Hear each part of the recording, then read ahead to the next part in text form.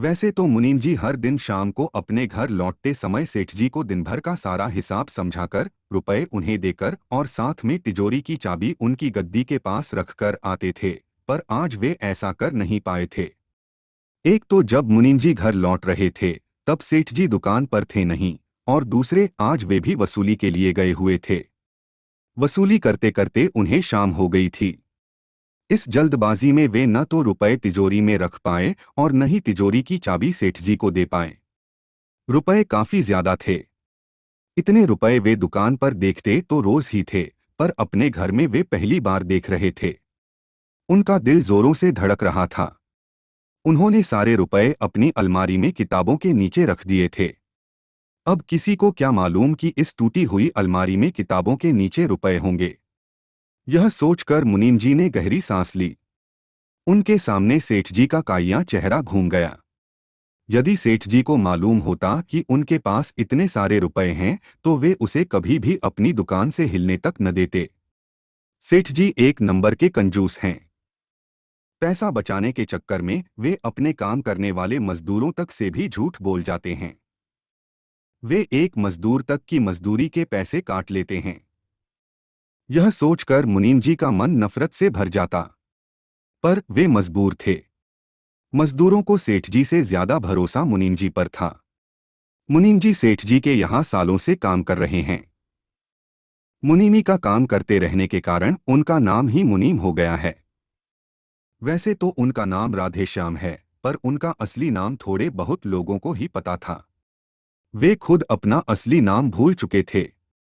वैसे तो उनका काम केवल हिसाब किताब रखना होना चाहिए था, पर वे सेठ जी का सारा काम करते। अरे दुकान के हिसाब किताब में कितना टाइम लगता है। बाकी समय तुम क्या करोगे, तो दुकान के बाकी काम भी किया करो। सेठ जी ने शुरू में ही मुनीम जी से बोल दिया था। पर सेठ जी, हिसाब किताब का काम कितना महत्वपूर्ण होता है, आप नहीं जानते क्या? मैं दूसरे कामों में लग गया तो हिसाब किताब में गड़बड़ भी हो सकती है। मुनीम जी ने सेठ जी की ओर पासा फेंका। नहीं भाई, मुझे हिसाब किताब में कोई गड़बड़ नहीं चाहिए। पर ऐसा समझ लो कि दुकान पर जो कुछ भी काम हो रहा है वह तुम्हारे हिसाब किताब का ही तो काम है। सेठ जी के चेहरे पर नाराजगी के भाव देखकर मुनीम जी खामोश हो गए। उन्हें खामोश देख सेठ जी ने एक अंतिम बाण और छोड़ दिया। अच्छा रहने दो, तुमसे न हो पाएगा। मैं ऐसा मुनीम रख लेता हूं जो यह सारा काम भी कर सके। मुनीम जी को लगा कि उनकी नौकरी खतरे में पड़ रही है, सो वे मान गए। उनके पास और कोई चारा भी तो नहीं था। सेठ जी के चेहरे पर कुटिल मुस्कान खिल गई। मुनीम जी सेठ की चाल में फंस चुके थे। अब वे वेतन तो केवल मुनीमी का लेते थे, पर काम मुनीमी और मैनेजर दोनों का करते थे। उन्हें दुकान पर आते ही सारी दुकान का सामान चेक करना होता, फिर नए सामान का ऑर्डर देना होता, कितने मजदूर काम कर रहे हैं उसका भी हिसाब किताब रखना होता। सेठ जी ने तो उन्हें अपने घर का भी काम सौंप दिया था। वे उनके बच्चे की कॉपी किताब से लेकर स्कूल की फीस तक का हिसाब रखते, उनकी पत्नी की जरूरतों का भी ध्यान रखते। घर में क्या क्या सामान चाहिए इसका ध्यान रखना भी उनकी ही जिम्मेदारी में आ चुका था। मुनीम जी का काम अब बढ़ चुका था। वे दिन भर चक्री बने रहते और शाम को दिन भर का हिसाब करते, खाता भी लिखते, सेठ जी को रुपए गिनवाकर तिजोरी में रखते। इन रुपयों को दूसरे दिन बैंक में जमा करने का काम भी उनका ही रहता। वे बैंक की पर्ची सेठ जी को दिखाते, फिर उसे अपनी फाइल में रख देते। सेठ जी अपने रिश्तेदारों को भी नहीं छोड़ते थे। उन्होंने मुनीम जी को भी हिदायत दे रखी थी, देख भाई, मेरा कोई रिश्तेदार नहीं है। मेरी बीवी भी यदि पैसे मांगे तो देना नहीं, वरना मैं तुम्हारे वेतन से पैसे काट लूंगा। मुनीम जी ने बैग में से पैसे निकालकर अपनी अलमारी में रख दिए थे। ऐसा करते समय उनकी पत्नी कमला ने उन्हें देख भी लिया था। अरे आप सेठ जी से पैसे मांग लाए। अच्छा किया। और सुनो, चिंटू की फीस भी देनी है। 15,000 रुपए तो उसमें लग ही जाएंगे। पत्नी के चेहरे पर राहत झलक रही थी।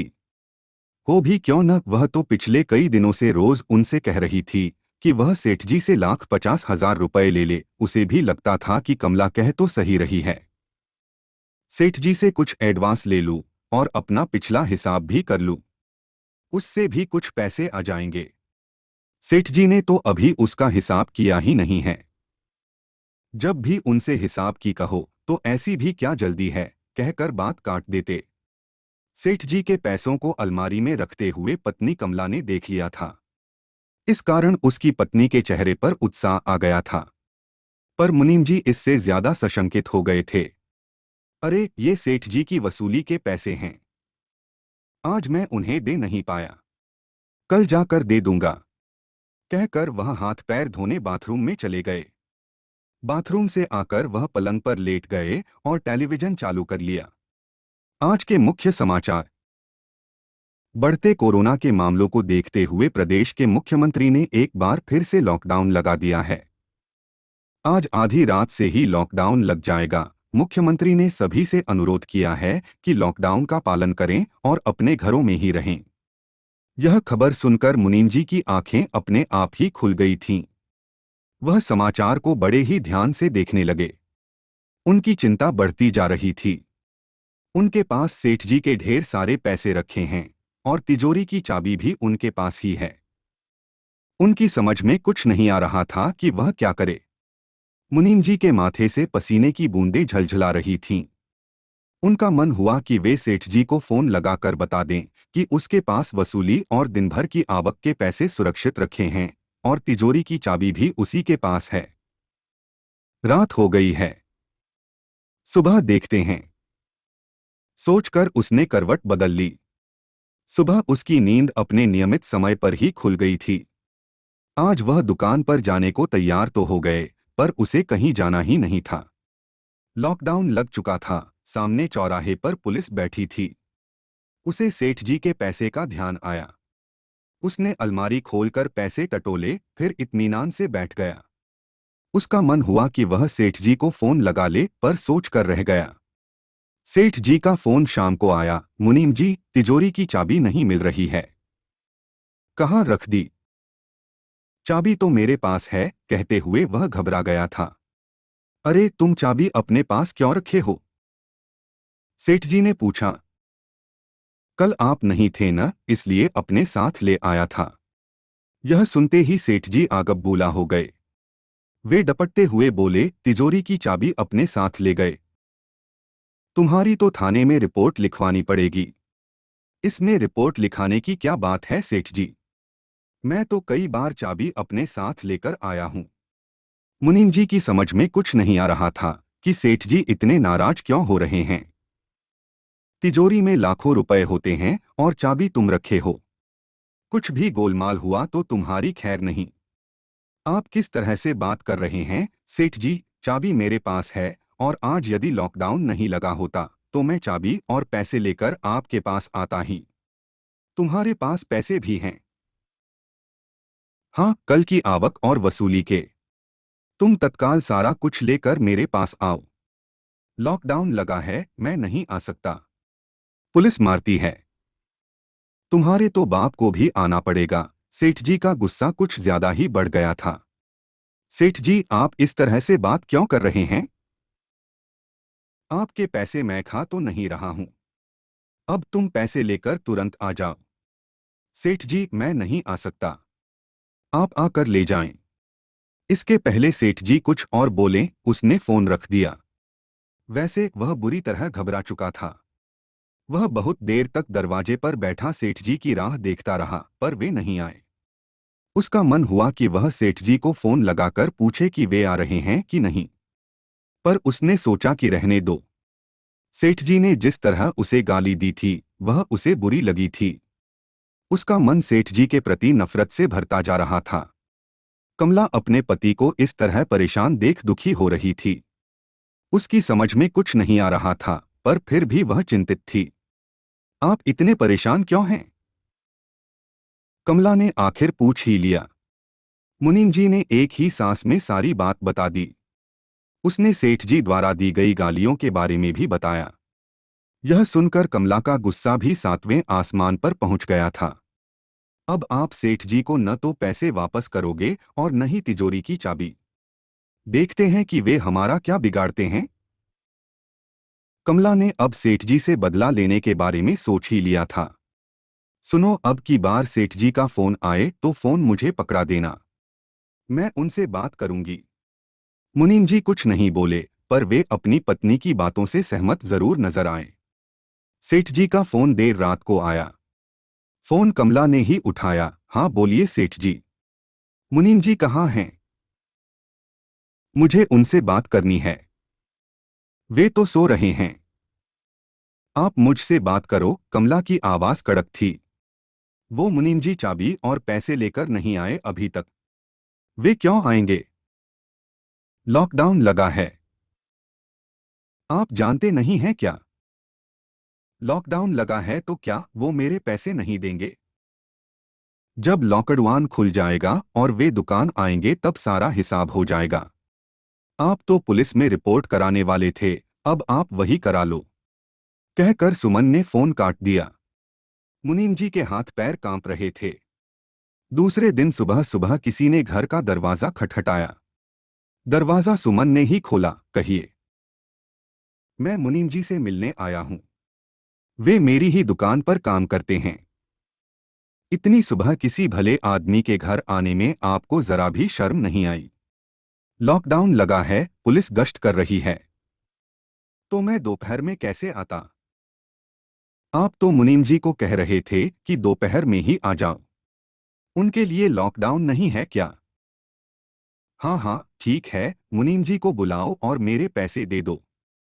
अभी तो मुनीम जी सो रहे हैं। आप दोपहर में आना। सेठ जी का फोन दोपहर को आया। फोन सुमन ने ही उठाया। महाराज जी सोकर उठ गए होंगे, जरा मेरी बात करा दो। सेठ जी का व्यंग्य सुमन समझ चुकी थी। वह बोली, उठ तो गए हैं, पर आप मुझसे बात करो। बताएं फोन क्यों किया है? मुझे अपने पैसे चाहिए। तो आकर ले जाओ, अभी मैं नहीं आ सकता। तो जब आप आ सकें तब ले लेना। देखो बहुत हो गया। अब यदि मेरा पैसा मुझे नहीं मिला तो मैं रिपोर्ट कर दूंगा कि मुनीम जी मेरा पैसा लेकर गायब हो गए हैं। सेठ जी ने धमकाया। ठीक है, अब आप रिपोर्ट कर ही दें, पैसा पुलिस को ही दे दिया जाएगा। मैं तो इसलिए बोल रहा था कि मुनीम जी मेरे पुराने कर्मचारी हैं। मुनीम जी पुराने कर्मचारी हैं तो उन पर इतना भरोसा तो रखते कि वे आपके पैसे गायब नहीं करेंगे। आप तो उनकी रिपोर्ट करने वाले हैं, तो आप रिपोर्ट कर ही दें। ऐसा कहकर कमला ने फोन काट दिया। शाम को सूरज का फोन आया था। सूरज उनकी ही दुकान पर काम करता था। उसे पैसों की सख्त जरूरत थी। उसकी बिटिया को कोरोना हो गया था। उसे इलाज कराने दूसरे शहर ले जाना पड़ेगा। उसने सेठ जी को भी फोन किया था, पर सेठ जी ने तो साफ मना कर दिया।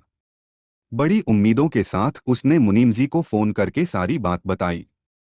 देख भाई, मेरे पास सेठ जी के कुछ पैसे हैं, पर मैं बिना उनसे पूछे नहीं दे सकता। मुनीम जी, आप तो हमारे माई बाप हैं, वक्त पर आप ही साथ नहीं देंगे तो फिर मैं किससे उम्मीद रखूं? आप पैसे दे दीजिए, मुझे सेठ जी से पैसे लेने हैं, मैं उन्हें बता दूंगा और नहीं मानेंगे तो मैं कहीं से भी कर्ज लाकर आपको दे दूंगा। अभी आप दे दीजिए, मेरी बिटिया की जिंदगी का सवाल है। सूरज की रुआंसी आवाज से मुनीम जी द्रवित हो गए और बोले, अच्छा आ जाओ, जो होगा देखा जाएगा, तुम पैसे ले जाओ। मुनीम जी की आवाज में दृढ़ संकल्प था। कुछ ही देर में सूरज आ गया था और मुनीम जी ने उसे कुछ रुपए दे भी दिए थे। मुनीम जी समझ गए थे कि अब वो सेठ जी के यहाँ नौकरी नहीं कर पाएंगे। कमला ने उनके साथ जो व्यवहार किया है उससे वे नाराज होंगे। साथ ही जब उन्हें पता चलेगा कि उसने सूरज को पैसे दिए हैं तो बहुत ही ज्यादा नाराज होंगे। वैसे वह खुद भी उनके यहाँ नौकरी नहीं करना चाह रहा था। उन्होंने भी तो उसे पुलिस की धमकी दी थी। वैसे मुनीम जी सेठ जी का सारा राज जानते थे। इतने वर्षों से काम जो कर रहे थे और सेठ जी के कहने पर वे ही तो सारा काला पीला करते थे। कमला, अब सेठ जी मुझे तो काम पर रखने से रहे तो हम सेठ जी के पैसों से, जैसे हमने सूरज को पैसे दिए हैं, वैसे ही उन सभी कर्मचारियों का भुगतान भी कर देते हैं जिन्हें सेठ जी से पैसे लेने हैं। लॉकडाउन में उन्हें भी तो पैसों की जरूरत होगी, सेठ जी तो उन्हें देने से रहे। पिछली बार भी उन्होंने कर्मचारियों को पैसा नहीं दिया था। कहते थे, लॉकडाउन के कारण मुझे भारी नुकसान हो गया है, इसलिए मैं किसी को पैसे नहीं दूंगा। बाकी जो होगा देखा जाएगा। कमला को बात जमी। मुनीम जी के मोबाइल में सारे कर्मचारियों के फोन नंबर थे ही। उसे तो सभी कर्मचारियों से बात करनी होती थी। एक एक कर उसने सभी कर्मचारियों को फोन कर बता दिया कि वो उसके पास पैसे लेने आ जाएं। सभी इकट्ठे न आ जाएं, ऐसा सोचकर उसने सभी को अलग अलग समय दिया और साथ में यह भी समझा दिया, देखो भाई, लॉकडाउन लगा है, इसलिए पुलिस से बचते बचाते अपनी जिम्मेदारी पर ही आना। मुनीम जी का मन भी हल्का हो गया था। जाते जाते कम से कम वे कुछ भला तो कर रहे थे। अब सेठ जी अपने सारे कर्मचारियों को तो नौकरी से निकालने से रहे। मुनीम जी ने लगभग सभी कर्मचारियों को रुपए दे दिए थे। साथ में यह भी बोल दिया था, देखो भाई, मैं सेठ जी से पूछे बगैर पैसे दे रहा हूं, कल को वे यदि नाराज हुए तो आप लोगों को मेरा साथ देना पड़ेगा। कर्मचारी तो वैसे भी सेठ जी से नाराज थे, तो उन्होंने खुलकर बोल दिया, मुनीम जी, बच्चों की सौ आप पर आंच नहीं आने देंगे। मुनीम जी को लगने लगा था कि उनकी ताकत बढ़ गई है। उन्होंने अपने हिसाब के पैसे भी सेठ जी के पैसों से निकाल लिए और सारा हिसाब बनाकर शेष बचे पैसों के साथ रख दिया। सेठ जी को पता चल गया था कि मुनीम जी ने उनके पैसों से सारे कर्मचारियों का भुगतान कर दिया है। वे गुस्से से आग बबूला हो गए। उन्होंने मुनीम जी को फोन लगाया, पर फोन कमला ने ही उठाया। कहिए सेठ जी, थाने में रिपोर्ट कर दी, उसकी आवाज में व्यंग्य था। अभी तक तो नहीं की, पर आज कर ही देता हूं। मेरे पैसों से दानवीर कर्ण बन रहे हैं मुनीम जी। दानवीर नहीं बन रहे हैं, वे तो अपना काम कर रहे हैं। मुनीम का काम कर्मचारियों को भुगतान करने का ही तो होता है। वे दुकान पर बैठ कर करें या घर पर, काम तो आपका ही कर रहे हैं न, मुझसे बगैर पूछे ही। मेरे सारे पैसे उड़ा रहे हैं। पाई पाई का हिसाब लूंगा। हाँ हाँ, ले लेना, वो तो बना रखा है, और वो थाने में भी रिपोर्ट लिखानी है आपको। इतना समझ लेना कि मुनीम जी को आपकी सारी कमजोरियां पता हैं। कहकर कमला ने फोन रख दिया। आज कमला के माथे पर चिंता की कोई लकीर नहीं थी और न ही मुनीम जी चिंतित थे। सेठ जी शाम को अपनी पत्नी के साथ मुनीम के घर आए। कमला को इसकी उम्मीद नहीं थी। सेठानी को देख कमला ने घर के दरवाजे खोले और उन्हें अंदर बुला लिया। सेठ जी के चेहरे पर हवाइयां उड़ रही थीं। पहले जैसी हैकड़ी नजर नहीं आ रही थी। वे शायद पहले से ही सोच कर आए थे, इसलिए बातों का सिलसिला सेठानी ने शुरू किया। आप मुनीम जी को बुला देंगी क्या? कमला कुछ देर तक असमंजस में रही, फिर आवाज देकर मुनीम जी को बुला ही लिया। मुनीम जी भी बाहर आने को उत्सुक थे। वे सेठानी को जानते थे। वे बहुत भली महिला थीं। मुनीम को आया देख सेठ जी के चेहरे पर कई किस्म के भाव आए और गए, पर वे बोले कुछ नहीं। सेठानी ने ही बात आगे बढ़ाई, देखिए मुनीम जी, आप हमारे यहाँ वर्षों से काम कर रहे हैं। हमें आप पर पूरा भरोसा है, पर सेठ जी को तो आप जानते ही हैं, इसलिए वे पैसों के मामले में परेशान हो जाते हैं। ये मुझे साथ लेकर इसलिए आए हैं कि आप इनके पैसे इन्हें दे दें। मुनीम जी ने अपनी पत्नी की ओर देखा। उसका इशारा मिलते ही वे अलमारी से पैसों का बैग और तिजोरी की चाबी लेकर आ गए। बैग में पैसों का सारा हिसाब भी रखा है, आप उसे देख लें। पैसों से भरा बैग देखकर सेठ जी के चेहरे की रौनक लौट आई। इसमें सारे पैसे हैं न? वह भी जो तुमने कर्मचारियों को मुझसे पूछे बगैर दे दिए हैं? नहीं, वह तो मैं दे ही चुका हूं, उतने पैसे इसमें कम हैं। उसके हिसाब की पर्ची है इसमें, मुझे तो पूरे पैसे चाहिए। तुम होते कौन हो उनको पैसे देने वाले? बहुत कोशिश करने के बाद भी सेठ जी को गुस्सा आखिर आ ही गया। तो ठीक है, जब मैं उनसे पैसे वापस ले लूंगा तब आप पैसे ले जाना। मुनीम ने बैग वापस उठा लिया। नहीं, ये तो मैं ले ही जाता हूं, पर मुझे वो पैसे भी दो। सेठ जी ने बैग अपनी ओर खींच लिया। नहीं, अब आप रहने दो, मैं तो पूरा पैसा ही दूंगा। सेठ जी की समझ में नहीं आ रहा था कि वे इतने ही पैसे ले लें कि पूरे पैसों के लिए दबाव बनाएं। उन्होंने सेठानी की ओर देखा। वे नाराजगी भरे भाव से उनकी ओर देख रही थीं। रुकिए सेठ जी, आपके ही कर्मचारियों का भुगतान था, वे आप करते या मुनीम जी करते, करते तो न। तो जो हो गया वह हो गया, बाकी बचे पैसे आप ले लें। सेठानी हालात को भांप चुकी थीं। उनके पास इस समस्या का केवल यही एक हल था। पर सेठ जी अभी भी तैयार नहीं थे। वे जानते थे कि वे अपने कर्मचारियों को तो पैसे देते ही नहीं थे। ऐसे में उनका यह पैसा तो बेकार के दान में चला गया। पर वे कुछ नहीं बोले। मुनीम जी ने कातर निगाहों से अपनी पत्नी कमला की ओर देखा। वह शांत भाव से मुनीम जी की ओर देख रही थी। मुनीम जी ने बैग सेठानी की ओर बढ़ा दिया। सेठ जी, मैंने अपने हिसाब के बाकी बचे पैसे भी ले लिए हैं। मुझे पैसों की सख्त जरूरत थी। सेठ जी को तो जैसे सांप सूंघ गया। गुस्से के कारण उनके गाल लाल हो चुके थे। सेठानी ने उनका हाथ दबाकर उन्हें शांत किया। मैं चाय बनाकर लाती हूँ। कमला ने माहौल को बेहतर करने का प्रयास किया। नहीं, अब हम चलते हैं। हिसाब मिला लेंगे, कुछ समझ में नहीं आया तो आपसे फोन पर बात कर लेंगे, सेठानी ने कहा और दोनों उठकर जाने को खड़े हो गए। सेठ और सेठानी के जाने के बाद मुनीम जी और कमला ने राहत की सांस ली।